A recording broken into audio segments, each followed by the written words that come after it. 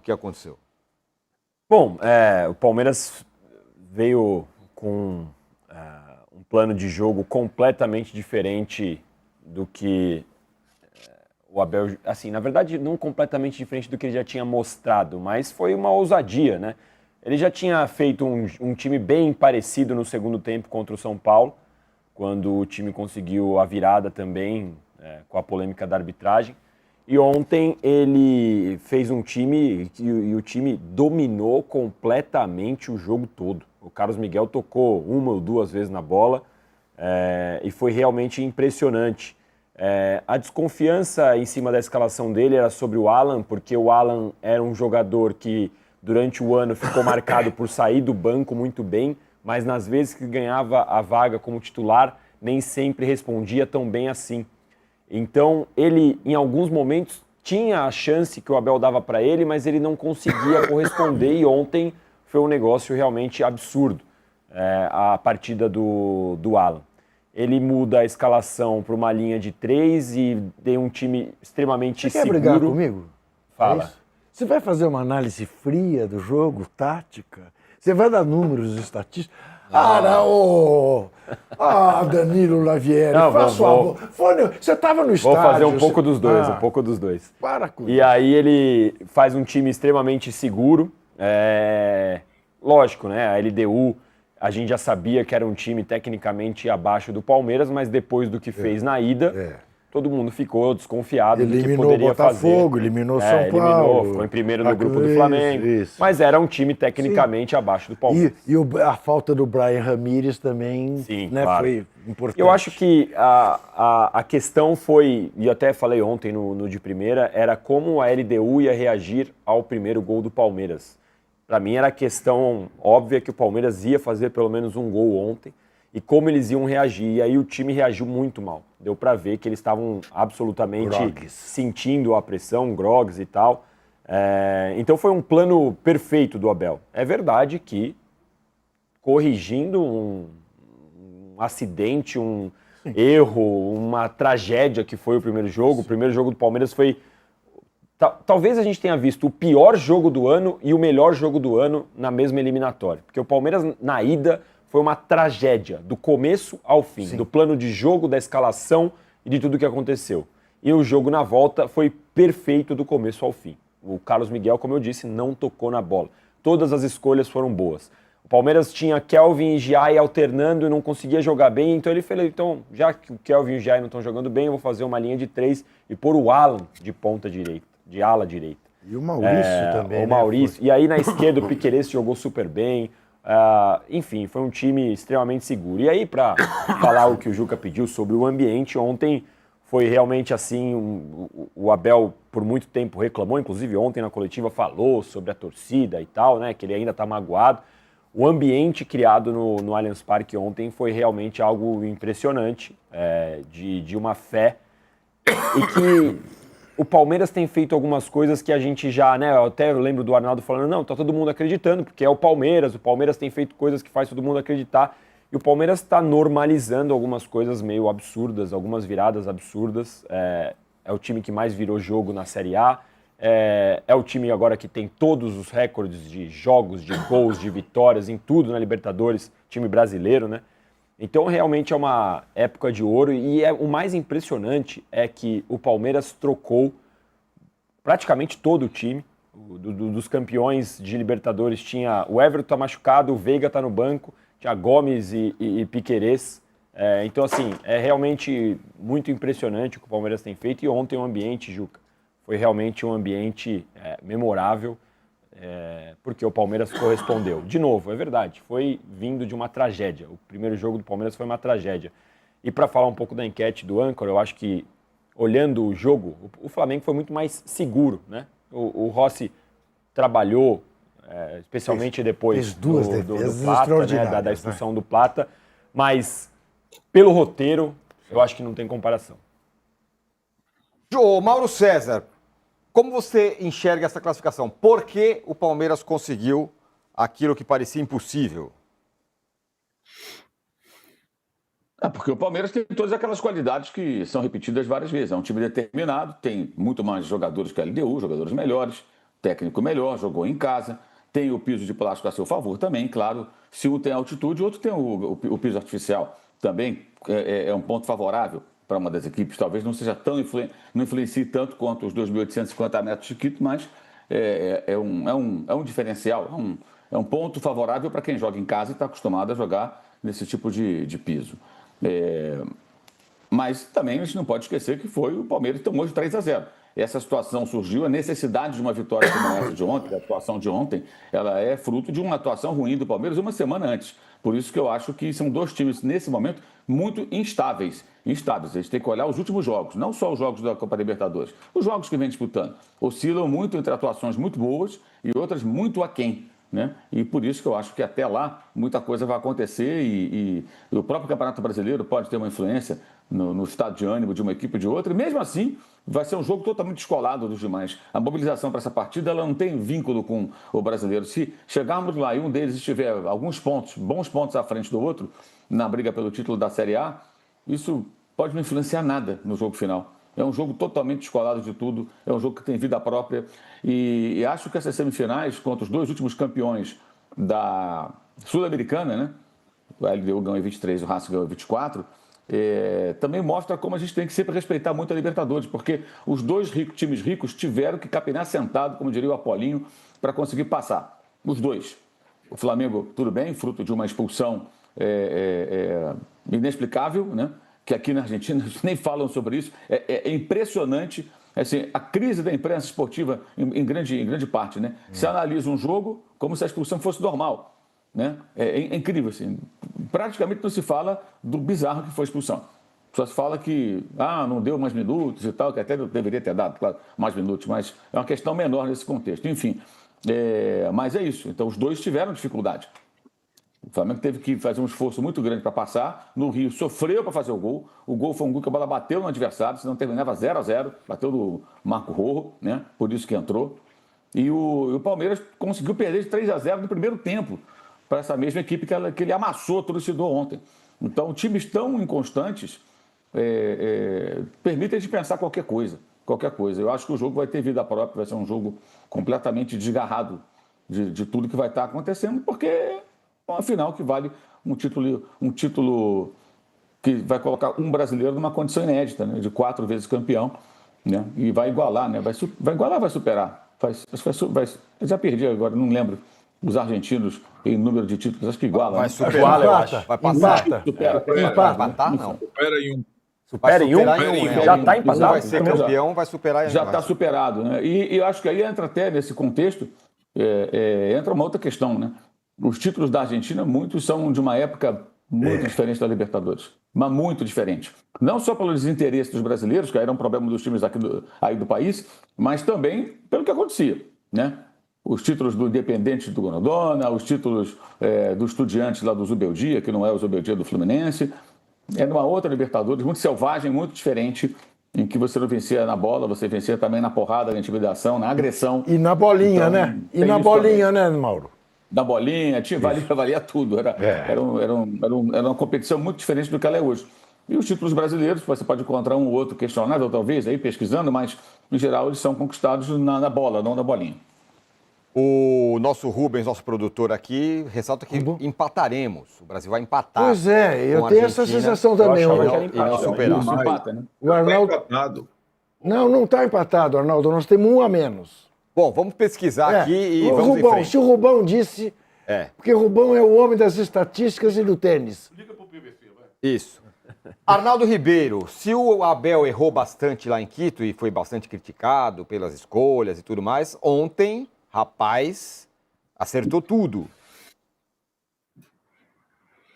Acertou mesmo. Eu acho que o Danilo foi preciso quando ele analisou que o pior Palmeiras pós-Copa do Mundo de Clubes esteve em Quito e o melhor esteve no Allianz, muito por conta das estratégias do treinador. Quando o Mauro fala da irregularidade ou da oscilação dos dois times, qualquer outro torcedor gostaria de ter essa oscilação, essa irregularidade. Na verdade, é uma partida ou outra, né, Tironi? Não dá para um time ser perfeito, nem o Flamengo, nem o Palmeiras. Então, eu acho que o Palmeiras foi desastroso em Quito, o Flamengo foi desastroso em Fortaleza. E só. O Flamengo não foi desastroso na eliminatória da Libertadores, ele foi bem. E o Palmeiras teve um lapso que quase custa a competição, que era quase perfeita até então, né? Que ele fazia. Mas ontem eu acho que. Aí que tá. O Abel é um cara complexo de ser decifrado. Algumas situações dele esse ano, para nós que estamos debatendo no poste de bola, eram óbvios, como a questão da dupla de ataque, como a questão do Alan. E ele demora o tempo dele, e é um tempo dele. Ele é o técnico mais vitorioso da história do Palmeiras a adotar tais soluções. E a estratégia do primeiro jogo em Quito foi tão absurda, porque ela lembrou praticamente idêntico o time que jogou o primeiro tempo contra o São Paulo, no jogo que o Danilo lembrou aqui. Com o Veiga de ponta, com um meio de campo exposto, e aquele jogo virou 2-0 para o São Paulo e podia ter virado mais. E ele fez isso de novo em Quito. Eu falei, mas onde está com a cabeça? E, curiosamente, na segunda partida foi parecido, o Danilo lembrou bem também, com o segundo tempo, a formação do segundo tempo do jogo do Morumbi, com o Alan e o Sousa, né? E aí o Palmeiras foi bem do começo ao fim, né? Foi assim, como o Juca também disse, a goleada foi sendo construída, não foi a forceps, né?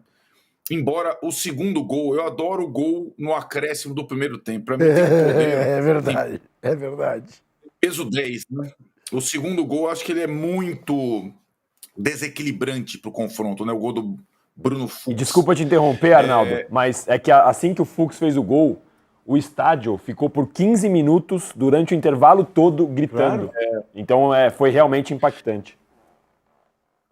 Lembrava, né, Danilo, aqueles intervalos das viradas, né? Teve intervalo do Fluminense contra o Santos, do Santos contra o Fluminense, do Giovani, em que o time não sai do campo, fica lá durante o intervalo. Enfim, eu acho que é um contexto todo, e o gol do Fux, eu acho que propiciou isso.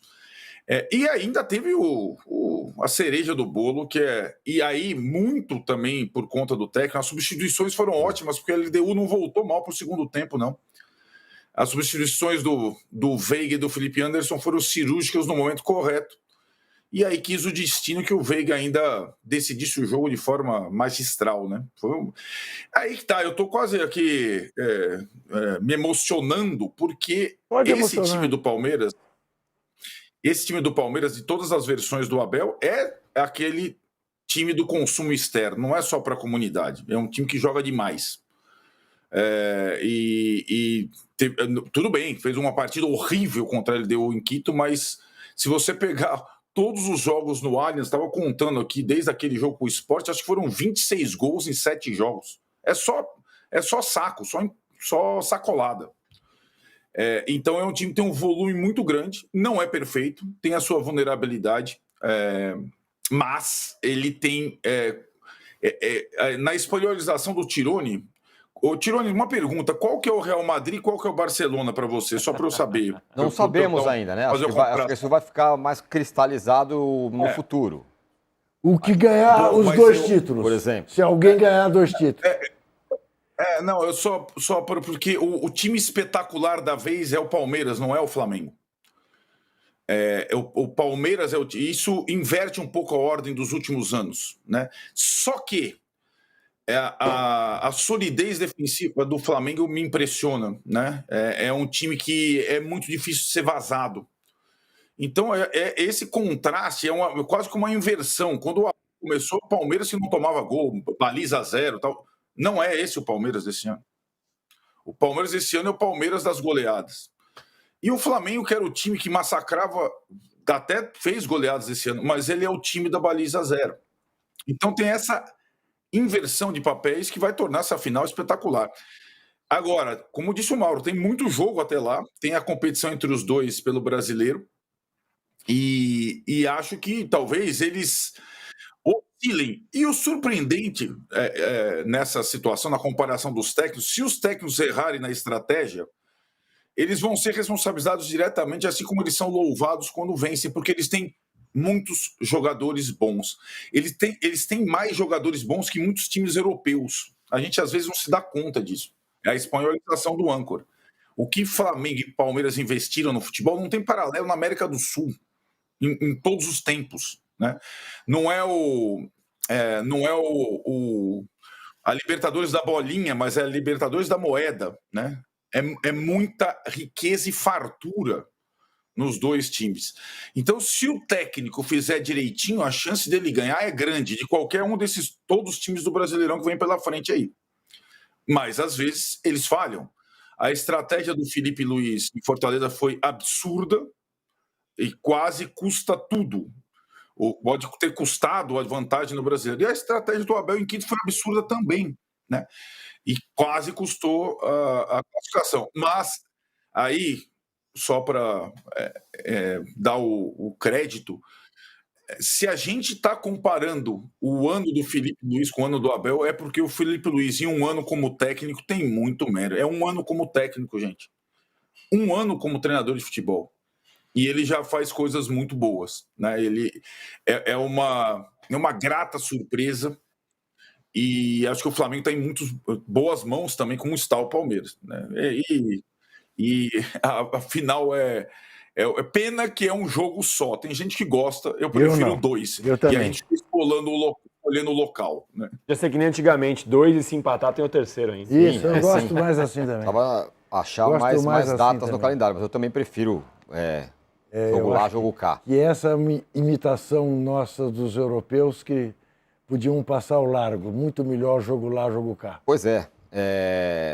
Muito bem, ó, o Juca pediu 12 mil likes, passamos de 7,2 mil. Ele não precisa fazer Eu só conta. queria fazer São uma- 9 horas e 6 minutos. Isso. Ainda temos quase 1 hora de programa. Fala. Eu queria fazer algumas considerações.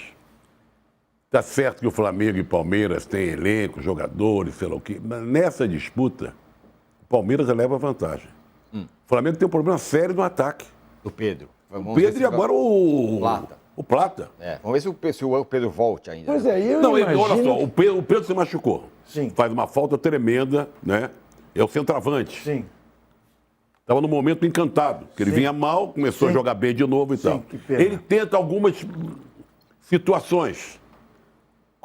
Agora colocou o Plata. Sim. Quando coloca o Bruno Henrique, Fica muito ruim. fica muito ruim. Então a situação do ataque do Flamengo é complicada para esse jogo final. Se tem o Pedro ali, a situação era outra. E Agora, outra eu coisa. acredito, Zé... Mas não estou querendo falar em futebol, no jogado dentro de campo. Eu estou querendo falar de futebol jogado também, mas eu quero registrar uma coisa que poucas vezes a gente teve momentos como esse aqui no posse de bola, ou durante um ano inteiro, e há muito tempo não se tem. Que quando o heroísmo e a magia entram em campo, nós estamos conversando aqui e valorizando como é legal, como é gostoso acompanhar futebol, gente. É isso, boa, Zé. É Sabe? isso que eu também acho. Então não me rendo aqui, nesse momento do posse de bola. Claro, o Alan foi sensacional, o Abel agiu muito bem, o Felipe Luiz muito bem, mas o que me tocou nisso tudo foi ver um jogo de anteontem com heroísmo, determinação, saído num sufoco porque estava com 10 homens, e a virada do Palmeiras. Então quando há esse encontro, viva o futebol. Nós temos que celebrar o futebol. Claro, tem percalço, jogou bem o jogo sei lá quando, o que vem pela frente. Mas esse momento é o momento para a gente celebrar. Por isso eu falei Muito legal. que foi uma Muito legal, semana de Trajano. reconciliação com o futebol. Agora, eu tenho para mim que, dados os avanços da medicina, até o dia do jogo, haverá uma solução para que o braço do Pedro não coloque em risco nenhum adversário e ele possa jogar sem ele também correr o risco, que o centroavante usa muito Posso braço. colocar a memória em campo em relação a isso? Claro. Bom, Beckenbauer jogou com o braço na tipóia na Copa do Mundo. Mas Não, é que ali foi durante o jogo, né? Durante Zé? o jogo. Então vamos outra. Plácido Monsores, que foi um grande atacante do América, do Bangu. essa eu não sabia. Não sabia. Eu tenho foto. Se vocês acharem a foto, se o Rubens achar, alguém achar, o André, Plácido Monsores, foi técnico de futebol. Plácido Monsores. Monsores. Jogou com o braço quebrado, aquele braço que naquela época você botava o braço, você usava gesso, né? Isso. Mas é brasileiro esse cara? Foi técnico de vários clubes do Rio de Janeiro. Você é paulista, não acompanha o campeonato, Eu sou o jovem. futebol Não, carioca. A diferença, eu sou jovem, Zé. Eu sei até o Domingos Aguirre. Achem a foto do Plácido Monsores, né? naquela época, década de 40. Bom, tá aí o Gustavo Os Costa, grandes ídolos da técnico do história do Racing. América por ter Nossa. jogado com o braço quebrado. A gente vai colocar já a foto de Plácido Ué, Monsores. tem muito coisas prazer. heróicas, né? O Castilho Ó, não amputou uma parte sim. Não, mas do eu tô dedinho. querendo falar de braço. Não, De braço. A gente vai